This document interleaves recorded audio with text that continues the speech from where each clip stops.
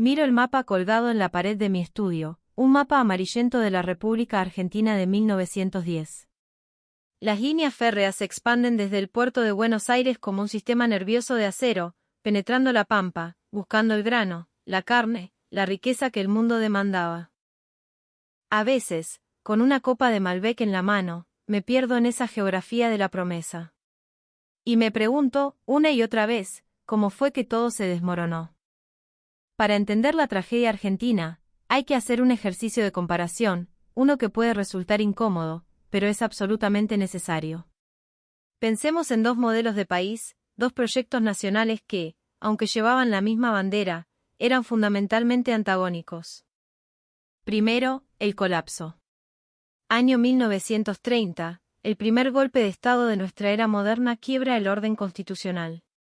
Año 1989, la primera hiperinflación nos enseña que el dinero puede evaporarse entre tus manos, que el trabajo de toda una vida puede convertirse en polvo en cuestión de semanas. Año 2001, el colapso total, el que se vayan todos, la disolución de la confianza en las instituciones. Crisis recurrentes, cada una más profunda que la anterior. Un ciclo de decadencia que parece no tener fin. Ahora, comparemos esto con la Argentina de la llamada República Conservadora. Pensemos en el año 1880. Julio Argentino Roca llega a la presidencia. Se consolida el Estado-Nación. Durante los siguientes 36 años, es Argentina, la de la generación del 80, la de Pellegrini, la de Sarmiento en su etapa final, construyó un país que asombró al mundo. Se enfrentó simultáneamente al desafío de poblar un territorio inmenso, de crear un sistema educativo de la nada, de atraer capitales de las potencias mundiales y de integrar a millones de inmigrantes europeos. Sometió por completo a las últimas resistencias internas. Llegó a tener un PBI per cápita superior al de Francia o Alemania, codeándose con las naciones más ricas del planeta. Extendió la red ferroviaria más grande de América Latina, la octava del mundo. Sostuvo su modelo agroexportador, el famoso granero del mundo, durante décadas de crecimiento casi ininterrumpido. Llega 1916. Hipólito Yrigoyen asume la presidencia con la nueva ley Sáenz Peña. El viejo orden conservador cede el poder democráticamente. Pero incluso entonces, el modelo económico que habían construido seguía intacto, vibrante. La Argentina de la Belle Époque no cayó porque su modelo económico fuera derrotado en la competencia global, cayó porque las condiciones mundiales cambiaron drásticamente tras la Primera Guerra Mundial y, sobre todo, porque las generaciones siguientes no supieron, o no quisieron, adaptar y defender ese legado, optando por caminos que prometían atajos pero que solo conducían al precipicio. 4 décadas de construcción contra el mundo, y casi lo logra, casi se convierte en una potencia desarrollada. La Argentina de la segunda mitad del siglo XX se promocionaba a sí misma con eslóganes de grandeza, de soberanía y justicia social, pero cuando enfrentó las crisis estructurales de verdad, se desmoronó una y otra vez, en ciclos cada vez más cortos y destructivos.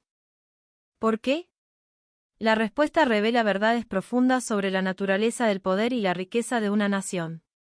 Verdades que la demagogia y el populismo pasaron décadas ocultando bajo un manto de nacionalismo vacío y de culpar siempre a un enemigo externo. Si conocen otra comparación histórica tan fascinante y trágica como esta, escriban el nombre en los comentarios. Nos ayuda a descubrir que historias necesitan ser contadas, que fantasmas necesitan ser exorcizados. Para entender la debilidad fundamental de la Argentina post-1930, primero necesitas entender la fortaleza de la Argentina de la generación del 80. En 1914, Argentina era una de las mayores potencias agroexportadoras del mundo.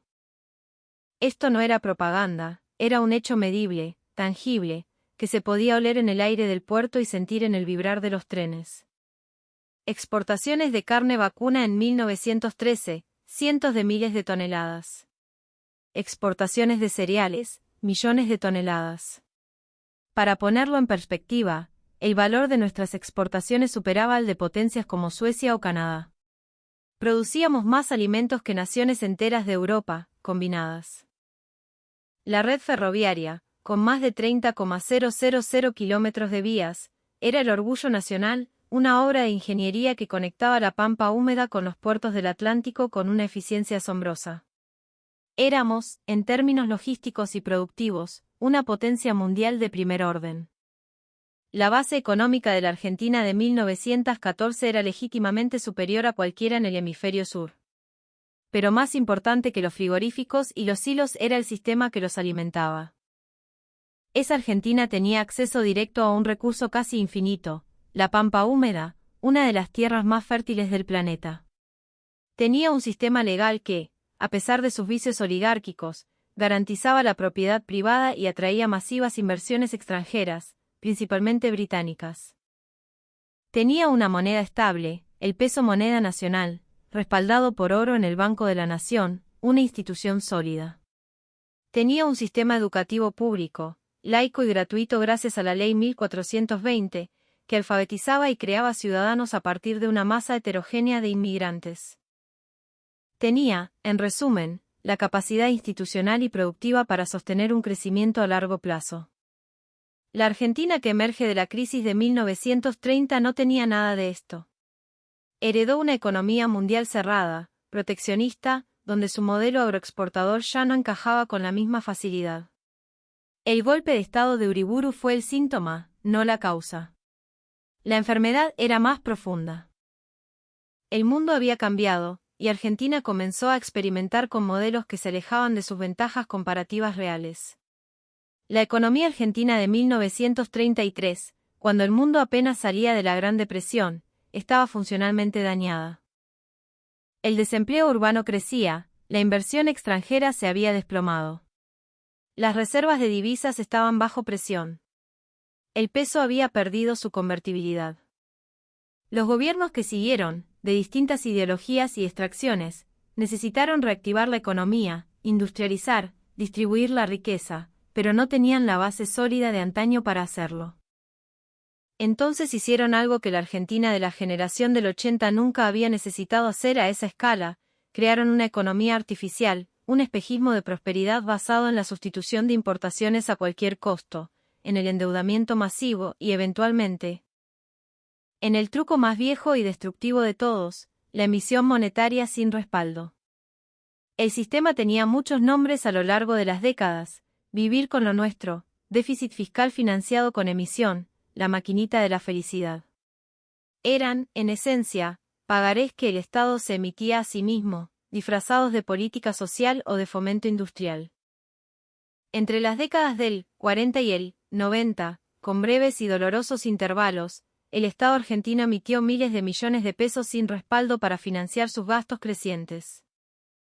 Era deuda interna con su propia gente, una estafa silenciosa llamada inflación que licuaba los salarios y los ahorros. Pero los sucesivos gobiernos no tenían intención de pagar esa deuda con crecimiento genuino.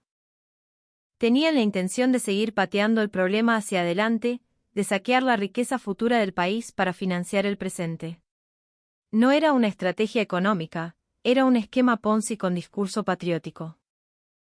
Esto significa que el modelo económico de la Argentina moderna era, y sigue siendo, fundamentalmente insostenible. Requiere de crisis periódicas para licuar las deudas y empezar de nuevo el ciclo, empobreciendo a la población en el proceso. La Argentina de Roca y Pellegrini no tenía este problema. Podía, y de hecho lo hizo, financiar 4 décadas de expansión fenomenal a través de la inversión, la producción real y un Estado relativamente pequeño y austero. Ahora comparemos la capacidad social, el capital humano. La Argentina de la generación del 80. Entre 1880 y 1914, movilizó e integró a más de 4 millones de inmigrantes. Italianos, españoles, alemanes, polacos, judíos. Una masa humana que llegaba con poco más que su fuerza de trabajo y sus esperanzas, y que se convirtió en la clase media y trabajadora del país. En total, millones de personas se sumaron al proyecto de una nación que creía ciegamente en el progreso. La Argentina post-crisis, digamos, a partir de 1950. La población total era mucho mayor, pero la movilización social ya no era para construir, sino para disputar la distribución de una torta que cada vez se achicaba más. Millones de argentinos fueron movilizados, sí, pero en facciones políticas irreconciliables, en sindicatos contra empresas, en el campo contra la ciudad. Cuando ajustamos por el espíritu de la época, la Argentina de 1910 movilizó un porcentaje mayor de su capital humano hacia un objetivo común y productivo que la Argentina de la segunda mitad del siglo XX. Y lo hizo con un sistema más eficiente. El Estado de 1914 era, posiblemente, la organización burocrática más profesional que había visto América Latina hasta entonces. Ministros y técnicos formados en las mejores universidades de Europa, imbuidos de las ideas del positivismo. Una doctrina de desarrollo clara, aunque discutible, orden y progreso. Un sistema de gobierno centralizado pero que permitía a las provincias y a los actores económicos operar con cierta libertad dentro de las reglas establecidas. El Estado argentino de la segunda mitad del siglo XX era un desastre de luchas de poder e interferencia política constante. Cada presidente interfería personalmente en decisiones técnicas.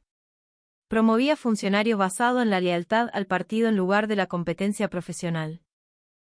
Había creado estructuras de mando paralelas que competían entre sí por recursos y poder, el Ministerio de Economía versus el Banco Central, las empresas públicas versus el control estatal, los sindicatos versus el Ministerio de Trabajo. Cada uno tirando de la soga para su lado. La Argentina de la Belle Époque tenía un comando unificado y profesional. La Argentina moderna tenía una pesadilla burocrática dirigida por caudillos paranoicos que se creían genios económicos. Si todavía estás prestando atención a esta historia, sos uno de los pocos que realmente quiere entender la verdad detrás de los mitos. Suscríbete a este canal para más análisis como este. Pero la diferencia más reveladora no era productiva ni organizacional, sino su relación con el mundo. La Argentina de 1910 tenía un aliado principal, el Imperio Británico. A pesar de sus problemas y de la relación asimétrica, Gran Bretaña era un socio funcional. Aportaba 350 millones de libras esterlinas en inversiones, el equivalente a miles de millones de dólares hoy. Era un Estado funcional con una economía real, una capacidad industrial real y, sobre todo, un mercado insaciable para los productos argentinos. Era un socio imperfecto, ¿cierto? Pero era un socio en el crecimiento. Los aliados de la Argentina moderna eran fundamentalmente diferentes. Los organismos de crédito internacionales, como el FMI, en la década de 1990. Sus préstamos venían con condicionalidades que a menudo agravaban las crisis sociales. Cuando el país entró en default en 2001, esos aliados desaparecieron. Alemania tuvo que rescatar a Italia en la guerra. El FMI tuvo que rescatar a Argentina una y otra vez en sus crisis de deuda. Argentina no era un socio, era una carga, un cliente problemático. Otros aliados fueron ideológicos. La Unión Soviética durante ciertos periodos, proveyendo un mercado para el grano pero sin aportar tecnología ni inversiones significativas. Venezuela en el siglo XXI, proveyendo petróleo subsidiado a cambio de apoyo político, una relación parasitaria que se derrumbó junto con la economía venezolana. No eran socios, eran dependencias. En términos prácticos, la Argentina moderna luchó sus batallas económicas sola y a menudo contra sí misma. La Argentina de principios del siglo XX luchó su batalla por el desarrollo con un bloque de socios que, aunque imperfecto, representaba un poder económico y financiero sustancial. Ahora, la parte más brutal de la comparación, los resultados. En 1910, Argentina, siguiendo el plan de la generación del 80, asombraba al mundo con los festejos de su centenario. Buenos Aires era la París de Sudamérica. Se construyeron palacios, teatros, avenidas. El país derrotaba al analfabetismo y absorbía inmigrantes a un ritmo solo comparable con el de Estados Unidos. A partir de 1975, Argentina entró en un ciclo de estancamiento y crisis. La dictadura militar dejó una deuda externa colosal y un aparato productivo destrozado. La democracia recuperada en 1983 tuvo que lidiar con esa herencia y con la hiperinflación. Parece menos impresionante el crecimiento de principios de siglo, pero hay un contexto que importa. En 1910, Argentina competía en un mundo abierto, con las reglas de la primera globalización. Tenía que ser eficiente y competitiva para vender sus productos.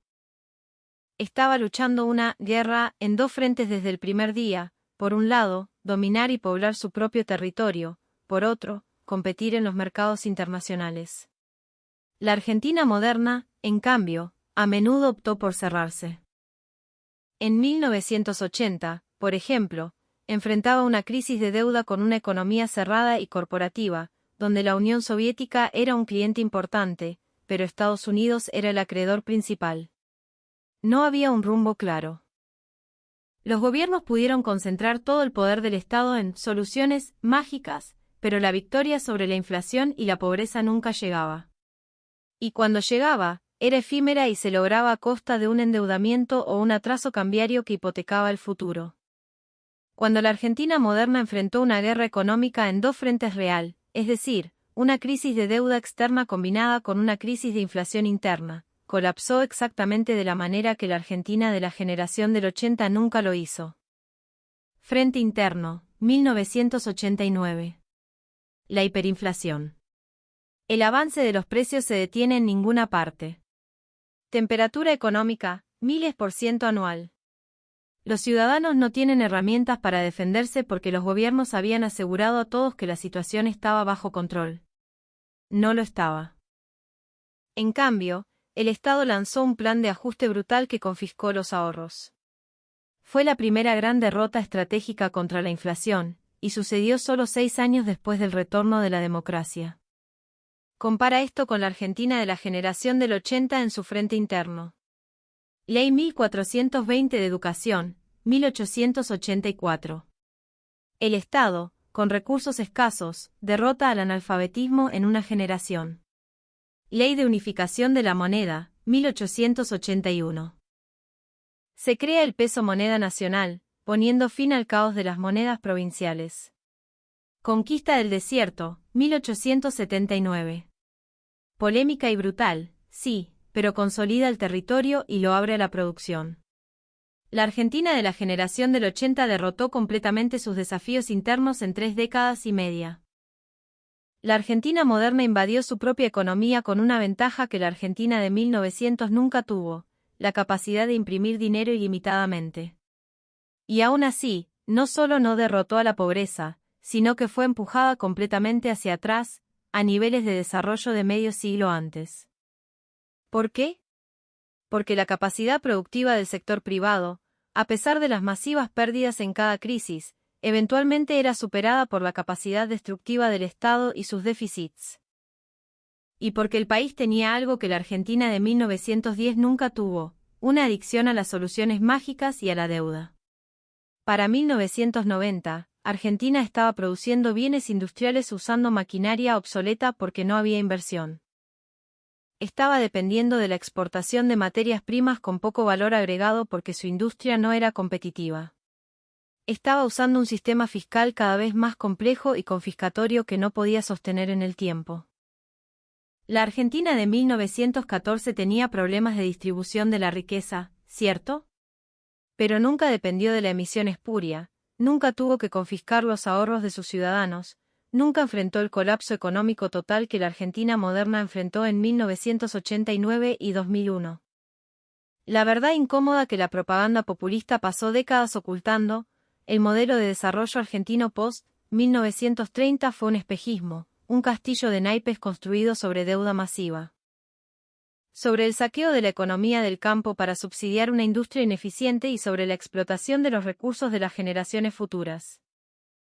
La Argentina de Roca tenía una economía real. La Argentina de las crisis tenía un esquema Ponzi. La de Roca tenía socios funcionales. La de las crisis tenía acreedores y dependencias. La de Roca tenía un comando técnico profesional. La de las crisis tenía caudillos que tenían demasiado miedo de decir la verdad. Y cuando ambas Argentinas enfrentaron una resistencia prolongada a sus modelos de desarrollo, una resistió casi medio siglo y sentó las bases de un país moderno, la otra colapsó una y otra vez en ciclos de 5 a 10 años. Después del colapso de 2001, un exministro de Economía fue entrevistado por un periodista extranjero. Le preguntaron cómo Argentina pensó que podía mantener un sistema de tipo de cambio fijo insostenible durante tanto tiempo. Su respuesta, dicha en voz baja, fue reveladora: nunca pensamos que podíamos mantenerlo. Desde 1998 en adelante, solo estábamos tratando de que no explotara tan rápido. Esa es la diferencia. La Argentina de la generación del 80 luchó para ganar, para convertirse en un país desarrollado, y casi lo logra. La Argentina moderna luchó para posponer su inevitable colapso. Y cuando vino, vino rápido y de forma brutal. El mito de la Argentina potencia, la propaganda de la soberanía económica, la idea de que éramos una superpotencia latente, todo era mentira. Los números reales, cuando los examinás con frialdad, cuentan una historia completamente diferente. La Argentina que casi conquistó un lugar en el primer mundo fue la del Kaiser. La Argentina que colapsó en las llamas de la inflación y la anomia fue la de Hitler. ¿Qué opinás de esta comparación? ¿Conocías estas diferencias fundamentales entre los dos grandes proyectos de nación que tuvo Argentina? Déjanos tu comentario y suscríbete al canal. Cada semana traemos análisis históricos verificados que desafían lo que creías saber. Porque para construir un futuro, primero, inexorablemente, hay que entender el pasado.